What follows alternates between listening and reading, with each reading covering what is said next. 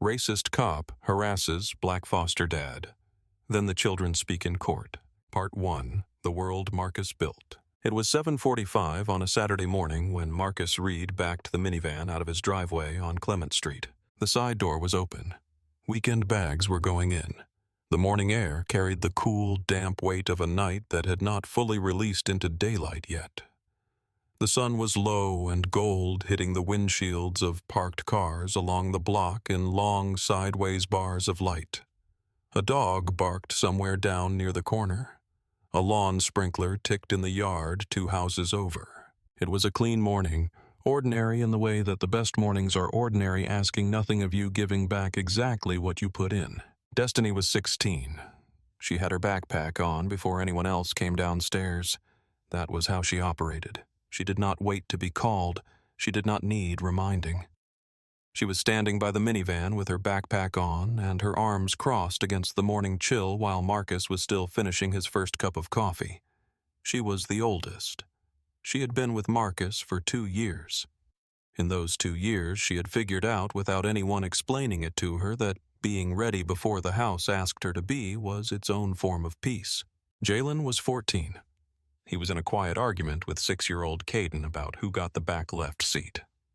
This argument had existed in some form for 3 years and would never be resolved. It could not be resolved. Both of them always wanted the same seat. This was not a solvable problem.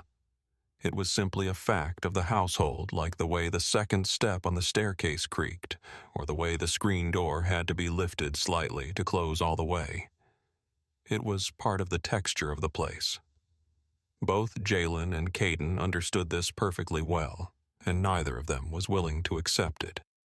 And so they argued every single Saturday morning about the back left seat, with the focused dedication of 2 people who have decided that the argument itself is the point. Amara was 9. She was already buckled. She had made her decision early, chosen the middle seat, and executed. She had her book and her water bottle, and she had tucked her feet up under her in the specific way she always settled in for a ride, knees angled to the left book balanced on her knee.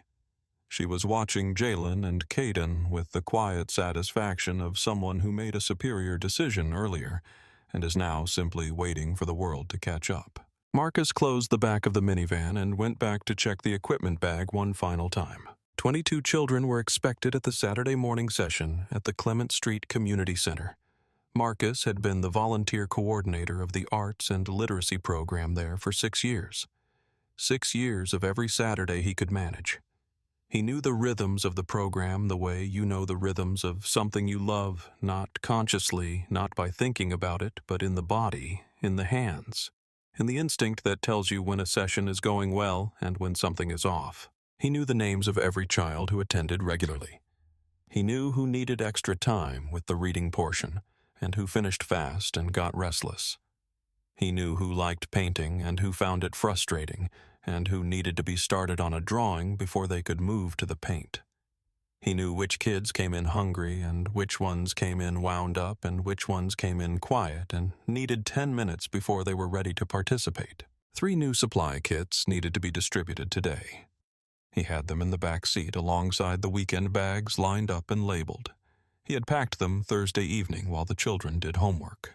He paused at the screen door and looked at the kitchen wall. The homework chart was there. It was laminated. He replaced it every year when the laminate started to peel at the corners, and it hung at exactly the height where even Caden could reach the top without straining.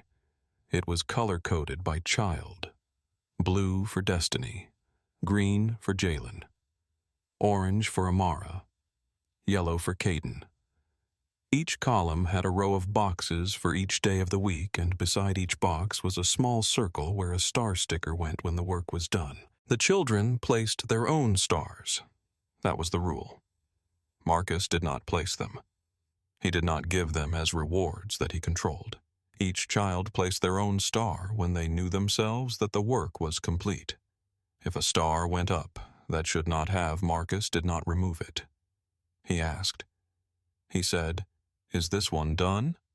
And the child would usually either say yes and mean it, or say yes and then go back upstairs and finish. The chart was not about catching anyone. It was about building the habit of knowing when a thing is finished. Caden's stars for Thursday were up slightly crooked the way they always were. He held the sticker with the full flat of his palm, which was why they never went on straight, and Marcus had never corrected this because it was not a thing that needed correcting. Amara's column was complete through Friday. She was meticulous. Her stars were placed with a precision that suggested she had thought about alignment. Destiny had placed her last star on Friday evening after finishing a history paper that had taken her 3 separate sittings to get right. She had rewritten the conclusion twice. She had shown it to Marcus not to get his approval, but because she wanted someone else to read it before she submitted it. He had read it carefully. He had said the second paragraph is the one to keep. She had nodded and gone back upstairs and rewritten the conclusion a 3rd time, and then placed her star. Marcus stood at the screen door for a moment, looking at those 4 columns. 14 years. He had been a licensed foster parent for 14 years. He had gotten his license at 38 the year after he turned down a promotion that would have required him to move to a different district and leave the school where he had been teaching for 12 years. He had thought about what he wanted to use the time for. He had thought about it for 8 months. He had taken the training courses. He had completed the home assessment. He had submitted the paperwork. The first child placed with him was a 10-year-old named Raymond, who was with him for 5 months before his grandmother was located and approved as a permanent placement. Raymond had been frightened of the dark. Marcus had bought a nightlight and placed it in the hall outside Raymond's room and never mentioned it. And Raymond had never mentioned it either. And after 3 weeks, Raymond stopped waking at 2 in the morning and started sleeping through the night. That was the thing Marcus understood most fundamentally about what he was doing. Not the paperwork, not the licensing reviews, not the official language of the system. The thing that mattered was the nightlight.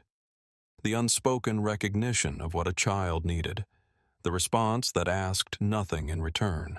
He had fostered 23 children in 14 years. Some had stayed months. Some had stayed years. 3 had aged out of the system entirely and still called. 1 came for Sunday dinner once a month when her work schedule allowed and sat at Marcus's kitchen table and talked about her job and her apartment and her plans.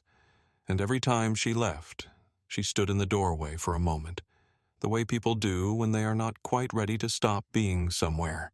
Every annual license review in 14 years had been rated satisfactory or above. His most recent review, filed 2 months earlier, described him as one of the strongest placements in the county.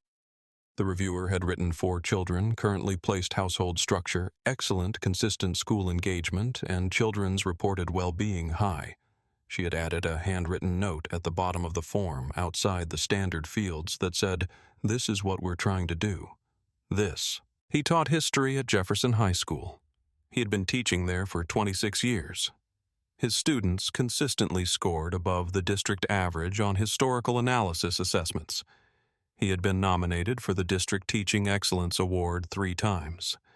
He declined each nomination not from false modesty, but because he genuinely did not enjoy ceremonies and found the whole apparatus of award-giving somewhat beside the point.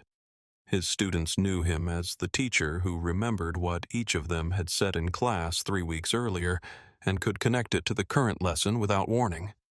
His colleagues found him steady and undramatic. His principal trusted him completely and did not tell him often enough. 26 years in the same school, 14 years as a foster parent, 6 years running the Saturday program. The structure of his life was built from choices made quietly, one at a time over a long period. It was not for display. It was not assembled to prove anything. It was simply what he had chosen to do with his time and his attention, and he did it with the consistency that comes from having decided once and at the beginning that this was the shape the days were going to take. There were 2 more children coming. Devon was 7. Theo was 5. They were brothers currently in emergency placement across the city in a home that was good enough but not the right fit. A home that was taking care of them, which was necessary.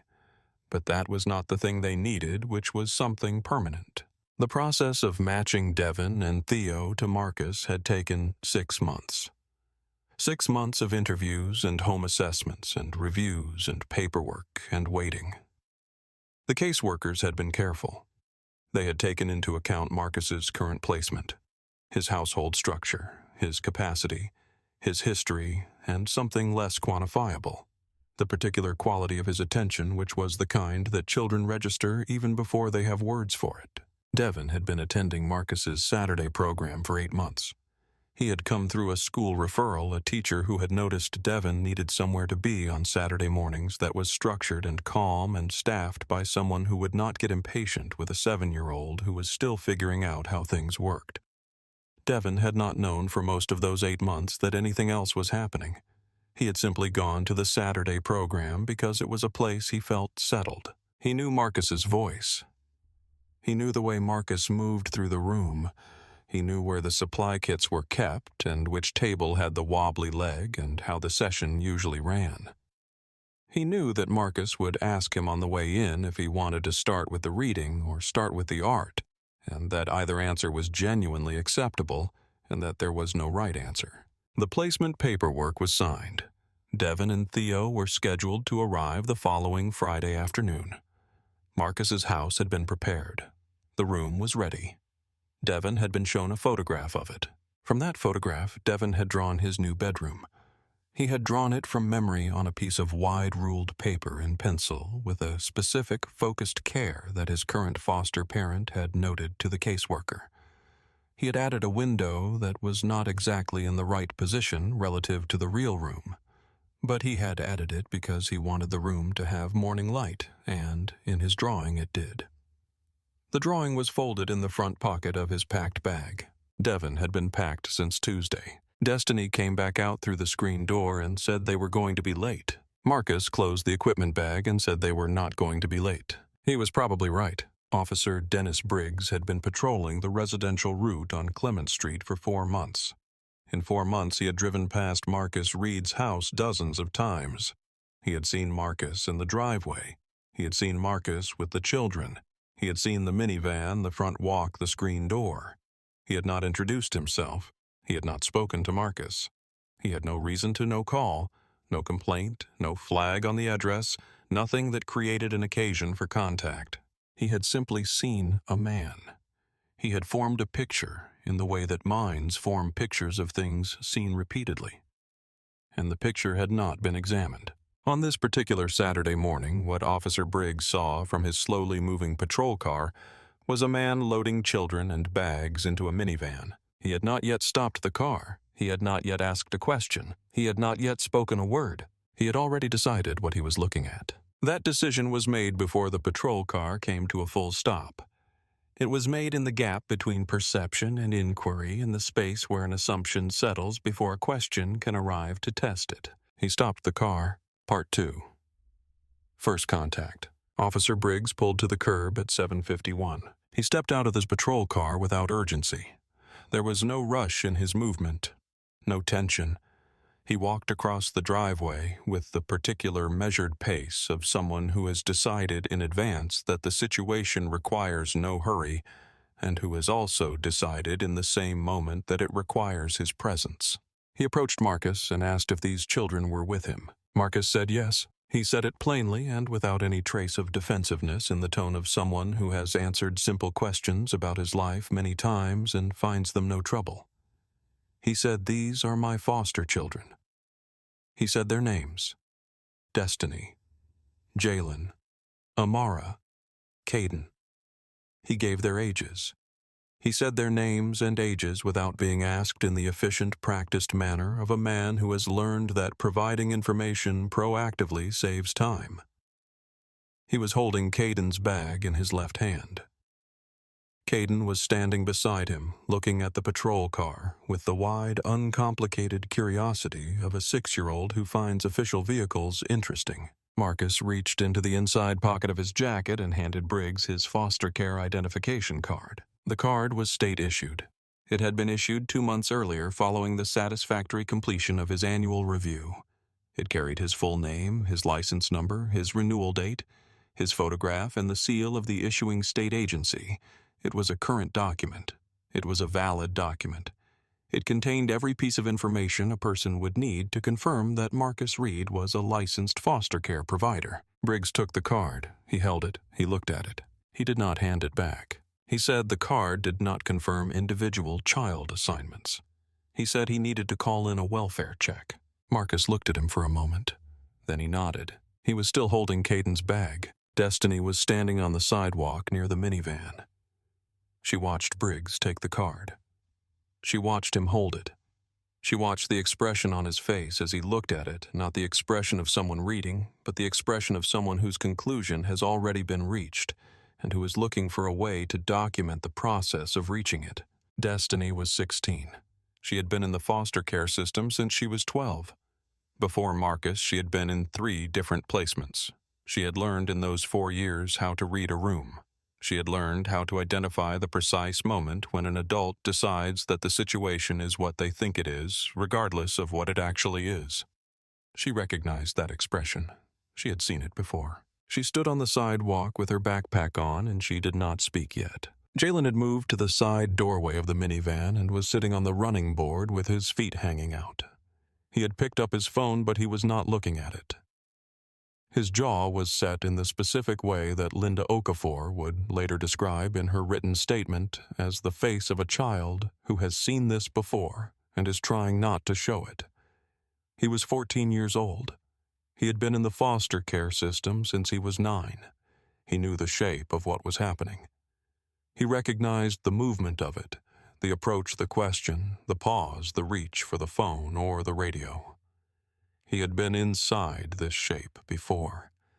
Not in this driveway, not with Marcus, but in the general shape of it, the structure of it, the feeling of it. He sat and watched and did not speak. Amara had been in the back seat when the patrol car pulled up. She had watched through the window. Now she was moving toward the open side door. She sat beside Jaylen on the running board. She did not take his hand. She just put her shoulder against his. She was 9 years old. She did not have the language for what she was feeling, but she felt it, and she moved toward the person nearest her who was feeling the same thing. Caden was beside Marcus, looking at the patrol car. He was trying to read the letters on the side of it and was getting some of them right. Officer Briggs had 3 prior complaints in his personnel file. They had been filed in the 18 months before this Saturday morning. All 3 were from black residents of his patrol district. The first was from a man named Thomas Greer, who had been stopped while walking from his apartment to a grocery store 4 blocks away. Briggs had asked him where he was going and who lived at the address he had come from. The complaint had been reviewed and dismissed after a finding of no formal policy violation. The second was from a woman named Sandra Charles, who had been stopped while walking to her parked car on a residential street where she had lived for 7 years. Briggs had asked her if she lived in the neighborhood. She had said yes. He had asked for identification. She had provided it. The complaint had been reviewed and dismissed. The third was from a man named Darius Webb, who had been sitting in his car in a grocery store parking lot eating his lunch. Briggs had pulled up alongside him, asked him to roll down his window, and asked him to explain his purpose for being in the parking lot. The complaint had been reviewed and dismissed. 3 complaints, 3 dismissals, each reviewed independently. No one had looked at all 3 together. No one had looked at the pattern of who was being stopped where and under what circumstances. The 3 complaints sat in 3 separate files like 3 separate things when, in fact, they were one thing looked at from 3 different angles. None of the 3 complaints had involved a licensed foster family. None had involved children. At 7:55, the front door of the house directly across the street opened. Linda Okafor stepped onto her porch. She was 67 years old. She had retired 4 years earlier after 31 years as a pediatric nurse. She had lived in the house across from Marcus for 11 years. She had been at his kitchen table for birthday dinners. She had been in the front yard at Christmas when Destiny and Jaylen helped the younger ones hang lights along the porch railing.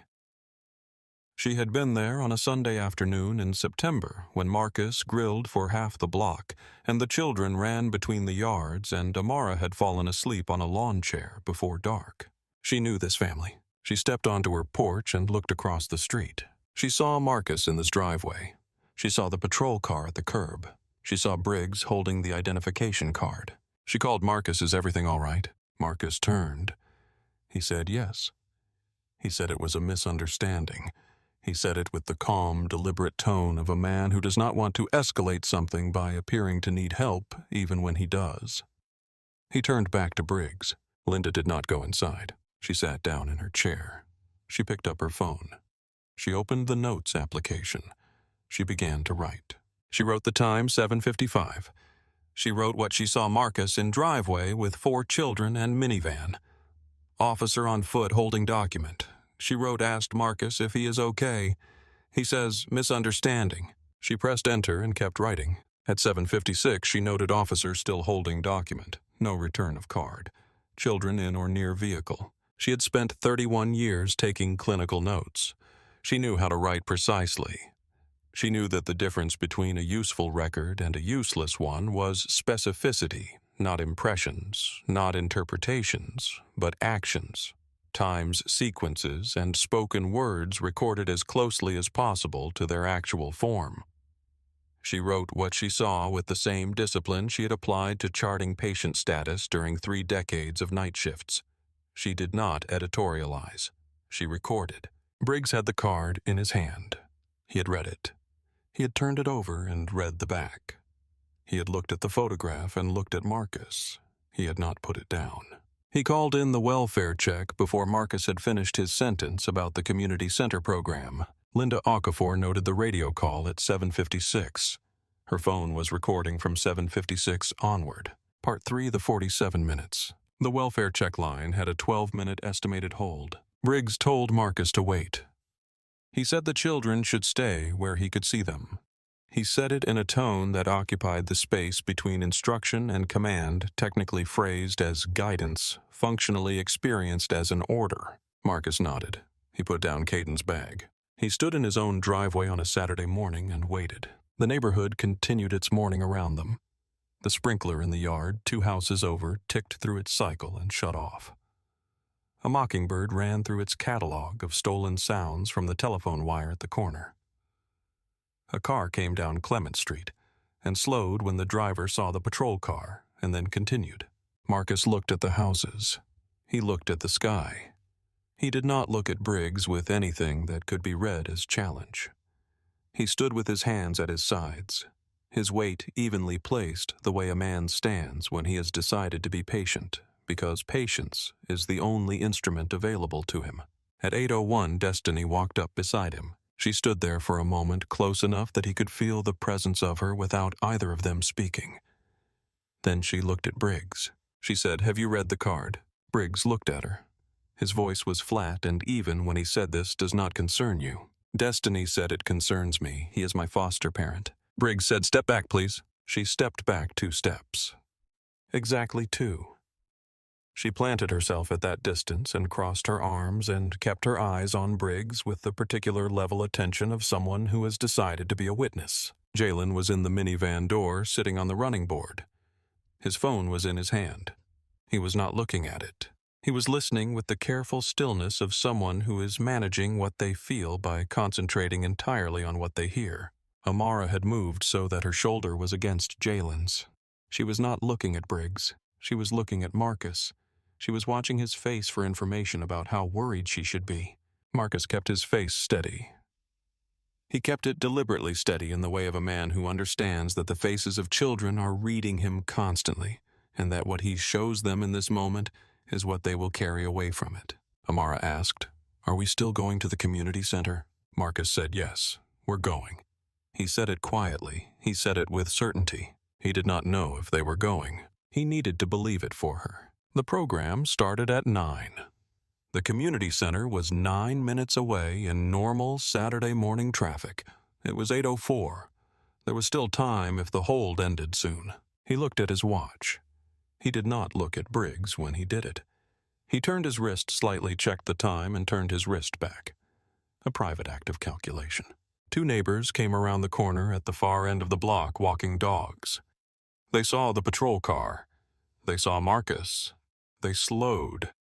They did not stop, but they slowed and they looked and they kept walking with the slightly stiffened posture of people who have seen something they are not sure they should have seen and are trying to decide whether to acknowledge that they saw it. A second car turned onto Clement Street and stopped at the corner. It sat there for several minutes. The driver may have been on the phone, or they may have been watching. From the driveway, it was not possible to determine which, and it did not matter in any practical sense. But the car being there added to the weight of the thing. The sense of being observed in a driveway on a Saturday morning in front of your own home, and 4 children watched by neighbors and strangers alike holding nothing in your hands because you had already handed over the document that should have ended this. Linda Okafor was still on her porch, still writing. At 8:06, Caden wandered to the edge of the driveway. He had removed one of his sneakers at some point. No one had seen him do it, and he was holding it at arm's length, examining it with the focused, furrowed attention of a scientist who has found an interesting specimen. He was 6. The adult drama behind him had not fully penetrated. He had a shoe and a theory about it, and that was sufficient. Marcus said softly, "Caden, buddy." Caden looked up. He registered that this was not the moment for shoe science. He moved back. He stood beside Marcus and held the shoe by the heel and watched the street. At 8:19, the welfare check operator reached Briggs on the radio. The operator confirmed Marcus Reid held a current valid foster care license in active standing with no open investigations, no administrative holds, and no flags on the household. The 4 children he had named Destiny, Jaylen, Amara, and Caden were listed on his current active placement record. Everything was confirmed. Everything was in order. Everything that could be verified had been. Briggs acknowledged. He ended the call. He told Marcus verification is complete. Marcus said, "Can we go?" Briggs said in a few minutes. He said he still needed to complete the stop. He said the formal report would note the situation resolved through verification. He said there were protocol steps he needed to finish. Marcus looked at his watch. 8:22. The program started in 38 minutes. The community center was 9 minutes from where he stood. He said, "All right." He did not argue. He did not raise his voice. He did not say anything about 14 years of reviews or 23 children or the supply kits in the back seat for 22 children who were going to arrive at a community center in 38 minutes expecting him to be there. He said, "All right." Linda Okafor wrote 8:19 radio contact. Confirmed. Officers still present. Subject still in driveway. Have not released. Briggs walked to his patrol car. He opened the door and leaned in and checked something on the computer mounted to the center console. He came back out. He walked back to the driveway. He asked Marcus the name of the licensing agency. The name was on the card. The name was printed on the front of the identification card that Briggs had been holding since 7:51. Marcus told him. He gave him the full agency name. Briggs wrote something in his notepad. He stood in the driveway for another 11 minutes. At 8:38, he said, "You're free to go." He held out the identification card. Marcus took it. He put it in his inside jacket pocket. He stood still for one additional moment, not from hesitation, but from the deliberate, controlled deceleration of a man who has been holding something in for 47 minutes and is allowing himself exactly 1 second to recognize that. Then he moved. He picked up Caden's bag. He said, "Caden, buddy, your shoe." Caden looked at the sneaker in his hand with the expression of someone who has just remembered a fact they had forgotten. He sat on the driveway and put the sneaker on, pressing down on the Velcro with the full flat of his palm. Marcus buckled Caden in. He closed the side door. He walked around the minivan and got in the driver's seat. He started the engine. He pulled out of the driveway at 8:40 and drove to the Clement Street Community Center. He arrived at 9:14. He unloaded the supply kits. He set up the session.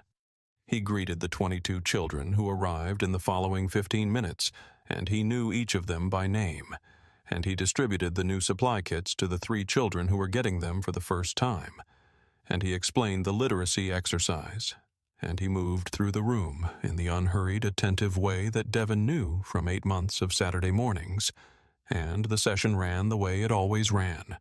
Not perfectly, because nothing runs perfectly, but well in the way that something runs well when the person leading it has been doing it long enough that their confidence is quiet rather than loud. He stayed until 12:30. He loaded his 4 children into the minivan and drove home. He started making lunch. Amara had a book she wanted to finish and asked if she could eat at the table and read. Marcus said yes. Jaylen wanted to know what was for lunch and then accepted the answer and went to his room to change. Destiny was already at her desk, which was where she usually was on a Saturday afternoon working on something. Caden was on the living room floor with a puzzle that was technically too old for him, but that he refused to acknowledge this about. It was a normal Saturday afternoon. While Marcus had been running the program, Briggs had returned to his station and completed the day's paperwork. He had filed his incident report at 11:40 in the morning, while Marcus was teaching 22 children about color and story and the pleasure of making something with your hands. The report described adult male observed loading multiple minors and personal luggage into personal vehicle on residential street. Welfare check initiated. Current foster care license confirmed through verification. Situation resolved. The report recommended that transport documentation requirements for foster care placements be reviewed for clarity and standardization. The report was flagged for Department of Child and Family Services follow-up. The report did not note that the identification card had been presented within the first minute of contact. It did not note that the welfare check had confirmed valid licensure active placement and no outstanding concerns within 19 minutes of the call being placed. It did not note 14 consecutive satisfactory annual reviews. It did not mention the names of the children. It described them as multiple minors. It did not note the destination, a community center with 22 children waiting where Marcus had been the volunteer coordinator for 6 years. It did not note the supply kits. It did not note the program, the children, the context. It described a resolution. But between the description of the stop and the description of the resolution, it left standing a flag and a recommendation and a question mark where there had previously been no question. Flagged for Department of Child and Family Services follow-up. That was all it took. In the back of the equipment bag under the spare markers and the extra drawing paper was a folder of star stickers. 4 sheets. Blue, green, orange, yellow, 1 color for each column on the homework chart. Marcus had bought them Thursday evening at the grocery store. He had planned to restock the chart before the new week started. He drove his 4 children home. He started lunch. He put the sticker folder in the kitchen drawer. At 6 in the evening, he was at the stove when his phone rang. It was the Department of Child and Family Services, Part 4, Isolation and the Breaking Point. The administrator spoke in the careful, even tone of a professional who has made this kind of call before and understands that there is no arrangement of words that makes it easier. A report had been filed. A review had been opened. A formal hearing had been scheduled within 30 days. During the review period, Marcus's license would carry a restricted administrative status. All current placements would remain in place. The children in his home were not being affected, but no new placements could proceed until the review was complete and the hold was formally lifted. Marcus listened to all of it. He held his phone with both hands. He asked about the hearing date. He asked for the case number. He asked for the name of the assigned reviewer. He wrote each thing down in the notepad on the counter where he usually wrote grocery lists. Then he asked about Devon and Theo. The administrator paused, a pause of perhaps 2 seconds, long enough to matter. She said the Friday placement is on hold. She said that if the administrative status was not lifted before the scheduled placement date, the placement would need to be reassigned. The matching process would restart with another household. She said, "I'm sorry. The process is the process." Marcus said, "I understand. Thank you for calling." He ended the call. He set his phone on the counter beside the notepad. He stood in his kitchen for a while, not moving toward anything, not doing anything. He stood in the space between the counter and the stove and looked at the kitchen wall. The homework chart was there. 4 columns, blue, green, orange, yellow, stars in each column through Friday. The sticker folder was in the drawer. He had held a car seat conversation with Devon exactly once at the Saturday program 6 weeks earlier, a brief exchange about which animals Devon thought were the most interesting. Devon had said, "Definitely sharks." He had said it with authority, as though the question had a correct answer, and he was confident he knew it. Marcus had said, "What about octopuses?" And Devon had looked at him for a long moment and said, "Okay." Second place. It had lasted less than 2 minutes. Devon had moved back to his project without ceremony. But Marcus remembered it. He called his foster care coordinator. She answered on the second ring. She already knew. Caseworkers moved fast when administrative actions were filed. She had been waiting for his call. She told him Devon had been told there was a delay. She said Devon had asked if something was wrong. She said the coordinator at Devon's current placement had said no, just paperwork. Devon was 7 years old. He had been in the foster care system since he was 4. He had learned what paperwork delays meant before he could read the paperwork. He had lived through 2 placements that ended with just paperwork. He knew the sound of that phrase. He knew that it sometimes meant a week and sometimes meant much longer, and sometimes meant that the thing you had been told was going to happen was not going to happen the way it had been described to you. Marcus's coordinator said she was sorry. She said she would do everything within her authority to expedite the review process. She said she believed the hearing outcome would be in his favor. She said it with genuine conviction because she had his 14 years of files in front of her, and the conviction was earned. Marcus thanked her. He ended the call. He stood in the kitchen. He looked at the stove where dinner was still on the burner turned down low. He looked at the homework chart.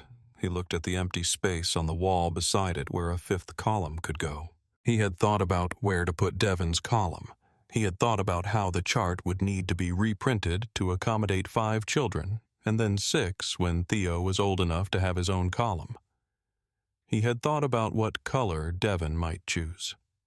He had thought about explaining the chart to Devon on the first morning, not as rules, but as what the chart actually was, which was a way of keeping track of yourself. He had thought about all of this in the specific practical way that a person thinks about the near future when they believe in it. He turned the stove back up and finished making dinner. That evening, Marcus called Destiny, Jaylen, Amara, and Caden into the living room.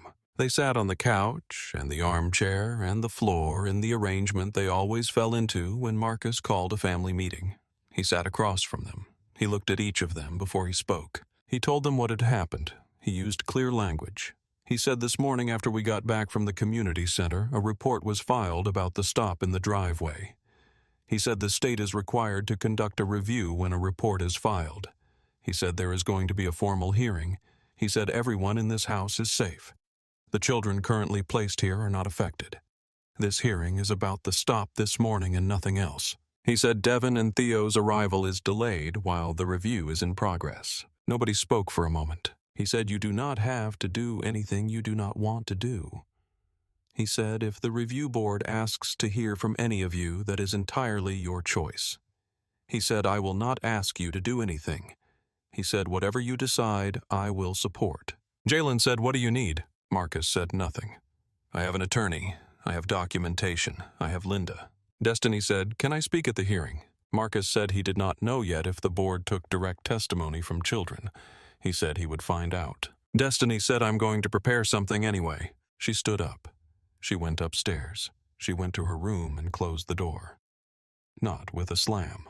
With the quiet, deliberate close of someone who has somewhere to be and something to do and intends to do it. Marcus heard her chair move. He heard the scratch of a pen on paper. He heard it at 8:30. He heard it at 9. He heard it at 9:45. He heard it at 10:30, still going. He turned off the television and sat in the living room with the light on. He did not read. He did not use his phone.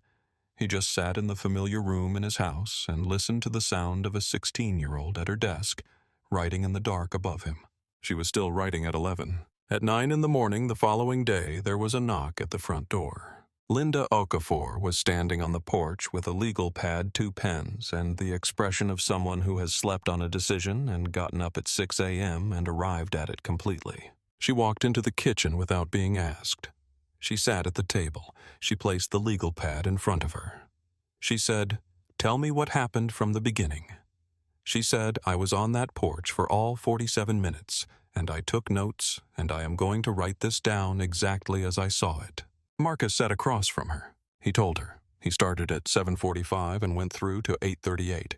He told her everything he remembered in order, including the things that were small, and the things that were large, and the things that felt important, and the things he was not sure were important. Linda wrote. She wrote in the disciplined, compressed shorthand of a woman who had spent 3 decades charting medical events at 2 in the morning when there was no time to waste words. She wrote times. She wrote positions. She wrote what people said as closely as she could reconstruct it from her own notes and from Marcus's account. She wrote what she had seen on the children's faces. She wrote the sequence of Briggs's actions when he held the card, when he called, when the call came back, how long after the confirmation he stayed. She wrote for 2 hours. When she left, she had 4 full pages on the legal pad. She typed it that afternoon. She printed it that evening. She read it through twice. She signed each of the 4 pages at the bottom. The hearing was in 11 days. Devon and Theo had been packed since the previous Tuesday. Devon's drawing was in the front pocket of his bag. The window he had added that was in the wrong position. The morning light that existed only in the drawing. Devon, 7 years old, had been told just paperwork. And he had nodded because he was 7 and he was in the foster care system and he already knew that you nod. But in his bag was the drawing. And in the drawing was the window. And he had not taken the drawing out. Destiny had not stopped writing. Part 5, the hearing. The Department of Child and Family Services Review Board convened on a Thursday morning at 9 o'clock in a conference room at the Regional Administrative Office. The room was the kind of room that has been a room for a long time. Fluorescent lighting, long table chairs that hold the slight stillness of furniture that has absorbed too many difficult conversations. There was a window on one side. The blinds were open. The morning light came in at a low angle and hit the table in a pale stripe. The board chair was Patricia Mendez. She had been chair of this particular review board for 12 years. She had been in Child Welfare Administration for 21. She had sat in this room or a room exactly like it for more hearings than she could name from memory. She had presided over hearings that went well and hearings that went badly and hearings that went in directions that could not have been predicted from the documents. She had seen placements defended, and placements ended, and placements questioned, and placements validated. She had never seen children asked to testify for their caregiver. When Marcus's attorney had submitted the request, the board had discussed it. Patricia had been the one to say, if they want to speak, we hear them. Child welfare proceedings exist to serve children. If children wish to address the board in a matter that concerns their placement, we hear them. The room was quiet when Marcus and his attorney and the 4 children arrived. Patricia watched them come in. She watched Marcus move to the seat across from the board. She watched Destiny, Jaylen, Amara, and Caden take the chairs along the wall, Destiny and Jaylen together, Amara between them. Caden on the end with a book he was not reading, held open on his lap with the flat-palmed certainty of a child maintaining the appearance of occupation. Marcus's attorney presented the documentation. She was methodical and precise. She laid out the timeline first. The welfare check call placed at 7:56, confirmation received at 8:19, release given at 8:38. She noted the elapsed time between confirmation and release, 19 minutes. She presented the welfare check confirmation record. She presented Marcus's licensing history, 14 consecutive annual reviews, each rated satisfactory or above. She read the language from the most recent review, one of the strongest placements in the county. She submitted Linda Okafor's 4-page written statement with the time-stamped phone notes as an attached exhibit. She gave each board member a copy and allowed them to read it. Patricia Mendez read it from the first sentence to the last. She read it without looking up. When she finished, she set it on the table beside her and did not move it. The attorney submitted photographs of the household, the kitchen, the living room, the hallway, the children's rooms, and the kitchen wall with the homework chart, 4 columns, 4 colors, stars in each column through the previous Friday. Patricia looked at the photograph for a moment. She set it down. She looked at Marcus. She said, before we proceed to the board's questions, I want to know if any of the children wish to address us. Destiny stood up. She had a folder. She had carried it from the moment they left the house that morning. She opened it and took out 3 pages of handwriting, her own handwriting on the wide-ruled paper she used for school assignments, written in the careful, deliberate hand of someone who has rewritten something. Enough times that the final version carries the weight of all the versions before it. She stood at the table and she read. She described the homework chart. She described what it meant to be the oldest to place stars in the blue column at the end of a day when you had finished something difficult. She described how Amara's column was always complete by Thursday, and how Caden's stars were always slightly crooked, and how Jaylen sometimes forgot, and went back upstairs at 9 at night to check something, and then placed the star and came back down and said nothing about it as though the star had always been there. She described the Saturday mornings, the drive to the community center, the equipment bag, Marcus knowing the name of every child who came through the door. She said 22 children. He knows every one of them. He knows what they need before they ask. She described the meals, the structure of the house, the way Marcus ran things not with strictness, but with consistency, which is different, and she said the difference matters. She said it clearly as a statement of fact that she had arrived at through experience, not theory. She described the 23 children who had passed through that house in 14 years. She did not list them, she did not know all their names. But she said, I know some of them still come back. She described Sunday dinners and phone calls and the particular thing that happens when a person from your past comes back to a place that held them well, and you can see in the way they move through the house that they know where things are because they were there when things were in those places. She described the driveway on Saturday morning. She described standing beside Marcus while Briggs held the card. She described watching Marcus's face for 47 minutes. She said not once. Not once in 47 minutes did he raise his voice. He did not argue. He did not demand. He stood in his driveway and held Caden's bag and answered every question he was asked and waited. She paused. She looked at the board. She said he never stopped being our dad. She folded the pages. She sat down. The room held its quiet. Patricia Mendez did not speak for a moment. Then she looked at Jaylen. Jaylen stood. He did not have written notes. He had not prepared a statement. He had prepared himself, which is different. He answered the board's questions with the specific, unhurried precision of someone who has thought about what happened enough times that the details are fully present. The board asked him about the morning. He gave them times. He gave them the sequence of events. He described the tone of Briggs's voice when he spoke to Destiny. He described the sound of the welfare check radio call going through at 8:19. He described the additional 19 minutes in the driveway after the confirmation came back. He answered each question fully and then stopped. He did not offer more than was asked. He did not embellish. He simply knew what had happened and he said it. Then he said, Devon has been coming to the Saturday program for 8 months. He said Devon knows Marcus's voice. He said it the same way he said everything else as a fact in sequence. He did not ask the board to consider Devon. He simply put Devon in the room. He said Devon is 7. He has been waiting since Tuesday. He paused. He said Devon is waiting. He sat down. Patricia Mendez looked at Amara. Amara was 9 years old. She got up from her chair. She walked to the table. She did not stand at the end like a small adult presenting a case. She walked to the near corner of the table and reached into her folder and took out a photograph. It was a photograph she had taken herself, standing in front of the kitchen wall, holding her phone up and using the timer the second attempt because in the first one, the angle was wrong. She had chosen the better one. It was the homework chart. 4 columns, blue, green, orange, yellow, stars through Friday, Caden's slightly crooked, hers perfectly placed, Destiny's last star from Friday evening placed after the history paper was finished. She set the photograph on the table. She turned it to face the board. She said, I put the stars on myself. She said when Caden puts his in wrong, I help him fix them. She went back to her seat. Patricia Mendez looked at the photograph. She looked at it for a long time. There was a quality to that silence. It was not an uncomfortable silence.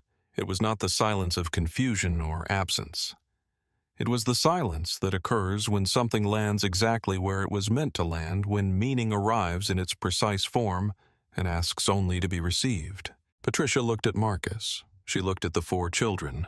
She looked at the board members on either side of her 2 women and a man, all of whom had been doing this work for years, all of whom were looking at the photograph. She said, "I would like a moment before we continue." No one spoke. The room held approximately 40 seconds of complete silence. No shuffling of papers. No clearing of throats. The heating vent exhaled faintly. The light from the window held its pale stripe across the table. Outside the window, the city continued its mourning. Inside the room, nothing moved. Then Patricia Mendez reached for her pen. She wrote something on the top sheet of the documents in front of her. She capped her pen.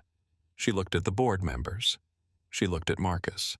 She said, "I think we are ready to proceed." The board's finding was issued at the close of the same session. The complaint was dismissed without qualification. The administrative hold on Marcus's license was lifted immediately effective that day. Patricia Mendez's written finding stated the complaint filed by the responding officer contained no substantiated basis. The welfare check conducted during the stop confirmed valid licensure and active placement status of all 4 children within 19 minutes of initiation. The officer's incident report characterized the stop as routine and resolved while simultaneously recommending follow-up in a manner not supported by the facts as verified. The discrepancy is formally noted. She noted Linda Okafor's statement as consistent with the documented timeline and as providing independent corroboration that the identification card was presented at the outset of the stop. She noted the children's testimony.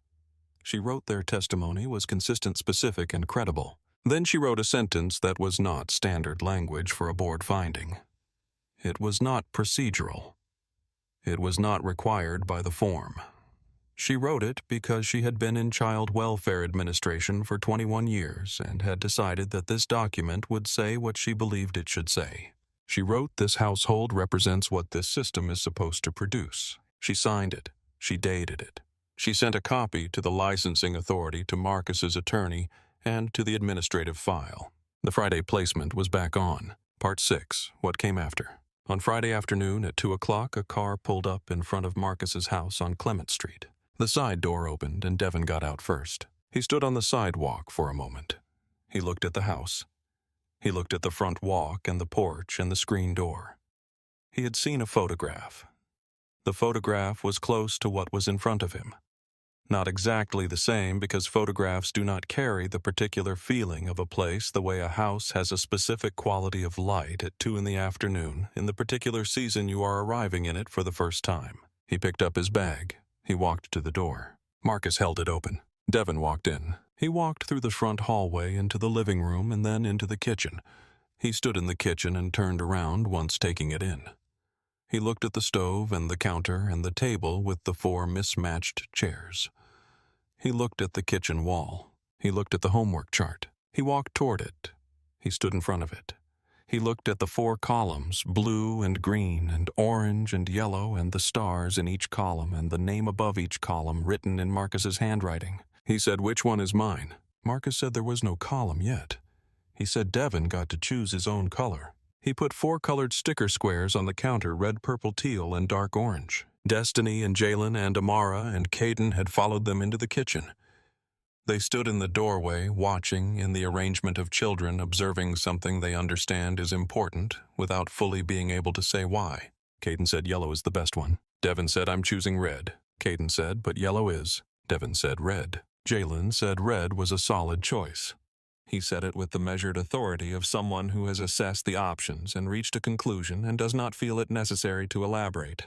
Amara said she would have chosen teal, but it was Devon's column and Devon's decision.